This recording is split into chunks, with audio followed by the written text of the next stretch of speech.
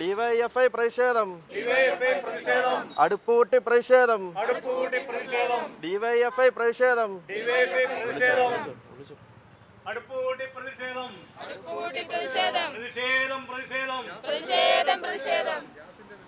ഗ്യാസിന്റെ വില വർധനവിനെതിരെ പ്രതിഷേധം. പാചകവാത വിലവർദ്ധനവിനെതിരെ സംസ്ഥാന വ്യാപകമായി ഡിവൈഎഫ്ഐയുടെ നേതൃത്വത്തിൽ പ്രതിഷേധമാണ്. മേഖലാ കമ്മിറ്റികളുടെ അടിസ്ഥാനത്തിലാണ് പ്രതിഷേധം സംഘടിപ്പിക്കുന്നത്. ഇപ്പോൾ പത്തനംതിട്ട ഓമലൂർ മേഖലാ കമ്മിറ്റി നേതൃത്വത്തിലാണ് ഇപ്പോൾ പ്രതിഷേധം നടക്കുന്നത്. ഡിവൈഎഫ്ഐയുടെ മുൻ കേന്ദ്ര കമ്മിറ്റി അംഗവും അതുപോലെ CPIM പത്തനംതിട്ട ജില്ലാ സെക്രട്ടറി മെമ്പറായിരിക്കുന്ന ഓമലൂർ ശങ്കരനാണ് ഈ പ്രതിഷേധ സമരം ഉദ്ഘാടനം ചെയ്യുന്നത്. സംസ്ഥാന വ്യാപകമായി ഒരു യുവജന സംഘടന എന്നുള്ള നിലയിൽ ഈ കാലഘട്ടത്തിൻ്റെ കടമകൾ ഏറ്റെടുത്തുകൊണ്ടാണ് ഡിവൈഎഫ്ഐ പാചകവാതക വിലവർദ്ധനവിനെതിരായ ശക്തമായ ഒരു പ്രതിഷേധ സമരം നടത്തുന്നത്.